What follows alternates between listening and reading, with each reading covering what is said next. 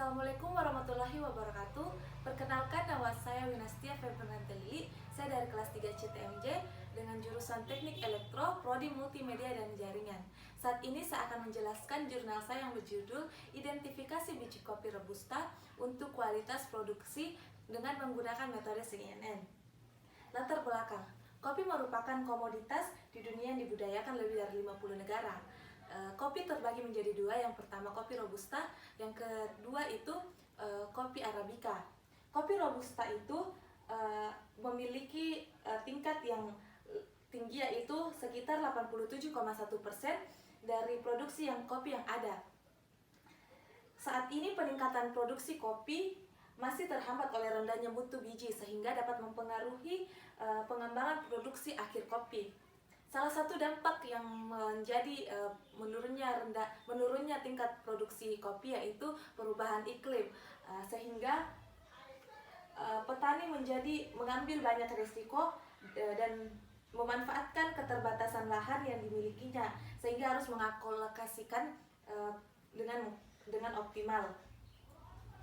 Tujuannya dari jurnal ini, yang pertama, untuk merancang sebuah sistem klasifikasi pada pengujian biji kopi robusta yang akan diproduksi berdasarkan tingkat. Yang kedua, untuk mengetahui capaian akurasi dalam pengujian biji kopi robusta yang akan diproduksi menggunakan metode CNN.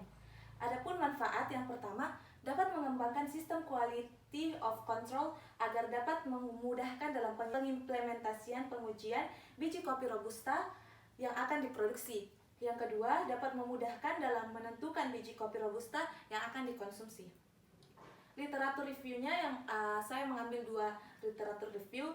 Yang pertama, pada penelitian Saputra melakukan penelitian dengan judul Identifikasi Mutu Biji Kopi Arabica berdasarkan cacat dengan teknik convolution.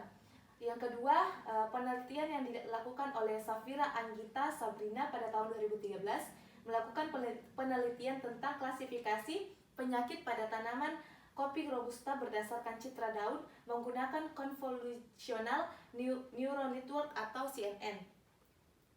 Teori penunjang. Teori penunjangnya itu ada convolutional neural network atau CNN. Adanya teknik CNN ini merupakan salah satu jenis neural network yang biasanya digunakan dalam pengolahan data image. Konvolusi atau biasa yang disebut dengan convolution learning cabang dari mesin learning yang dapat mengajarkan komputer untuk melakukan pekerjaan selayaknya manusia, seperti komputer belajar dari proses training.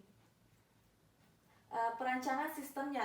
Pada proses ini perancangan aplikasi dibuat untuk perangkat smartphone berbasis Android yang bersifat dapat dibawa kemana saja. Dengan menggunakan perangkat ini dapat digunakan secara tepat dan praktis. Dalam pengembangan aplikasi mobile, pada penelitian ini menggunakan framework Cordova dengan JavaScript dan CSS untuk membentuk aplikasi tersebut, dan dapat dijalankan pada berbagai platform dengan sedikit ataupun tanpa perubahan sama sekali. Penggunaan dapat mengakses kamera smartphone dengan menekan tombol yang disediakan untuk mengambil citra digital kopi yang ingin diklasifikasi. Kemudian gambar tersebut akan dikirimkan ke server untuk dilakukan proses klasifikasi. Ya, seperti ini contoh flowchartnya. Dari user, lalu start, terus user mengambil citra data yang ingin diklasifikasi menggunakan kamera smartphone, lalu pre-processing citra dan hasil klasifikasi, lalu selesai. Pengujian sistem. Pengguna mengambil citra digital dari biji kopi yang ingin diklasifikasi. Kemudian citra tersebut dikirimkan ke server dan akan dilakukan pre-processing, kemudian proses klasifikasi. Pre-processing bertujuan untuk melakukan segmentasi, memotong dan mengubah ukuran gambar biji kopi. Tahapan ini dilakukan berdasarkan segmentasi biner pada gambar skala abu-abu dan mendapatkan koordinat yang pertama dari atas, sisi kanan, sisi kiri, dan bawah gambar. Selanjutnya, setelah citra selesai diklasifikasi, maka hasilnya akan dikirimkan pada pengguna dan hasil biji kopi tersebut tergolong ke dalam jenis dengan tingkat kualitasnya baik atau buruk untuk diproduksi yang ditampilkan pada aplikasi pengguna. Pengguna memperoleh hasil biji kopi tersebut beserta tingkat keyakinan model mengklasifikasi sebagai kelas tersebut. Sekian dari saya, bila ada kurangnya mohon dimaafkan.